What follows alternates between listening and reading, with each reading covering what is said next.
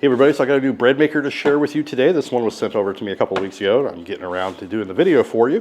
It does come with a nice big stainless steel bowl that will hold a lot. I would say this is pretty close to the size of the KitchenAid bowl that we have.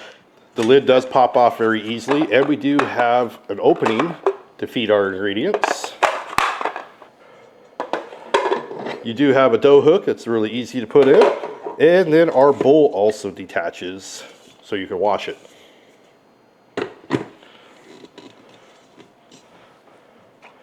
Also underneath, this does have suction cups. You probably heard it just now. So it holds it on there pretty well. You don't have to worry about it budging very easily. Here in the front we have very easy controls. You got your long press to cancel when it's going. You have your mix, your time buttons, your ferment, and your start pause. In order to work it, all you gotta do is hit the mix, and you can do less or more time. It automatically defaults for 15 minutes, and you can set it for 5 minutes. Once you're under 5, then it's just a minute at a time. And you can set it upwards 5 minutes at a time, up to 40 minutes of a mix. And then you just hit start and it will automatically go. Okay, so I'm going to do a very quick demonstration of a very simple dough. Now this is just going to be just a really simple dough that's got pretty much sugar, salt, water, flour, yeast. Not much else other than that. Also, this does come with a little measuring cup and a little measuring spoon system. Also, the dough hook only goes on one way. Makes it pretty easy, and it's not going to come off. Let's go ahead and add our dry ingredients. I got flour and salt pretty much. Then I'm going to go ahead and put this lid on.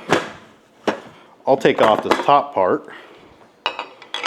And then what I want to do is I want to go ahead and turn it on, and then I'm going to add the water in while it's going. And you'll hear that it will automatically stop and start. I'm going to go ahead and take the lid off just so it'd be a little easier to show the inside.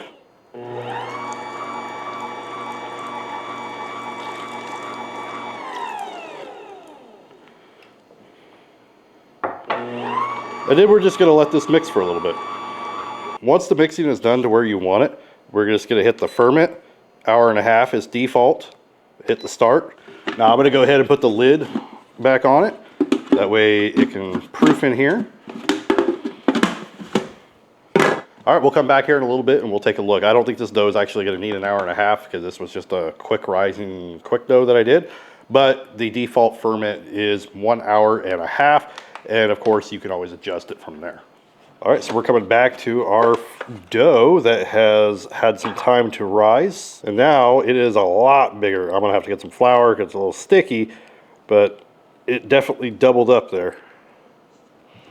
All right, added a little more flour so I can kind of work it and get it out of here. But just like that, we have a dough making machine. Anyway, that's going to be my quick demonstration for this dough making machine. It's quite easy to use, simple instructions, and it has a pretty large capacity bowl. But if you're looking for something that's a little budget friendly compared to like a KitchenAid, this might be an idea for you. Anyway, thank you for watching, and I'll see you in the next one.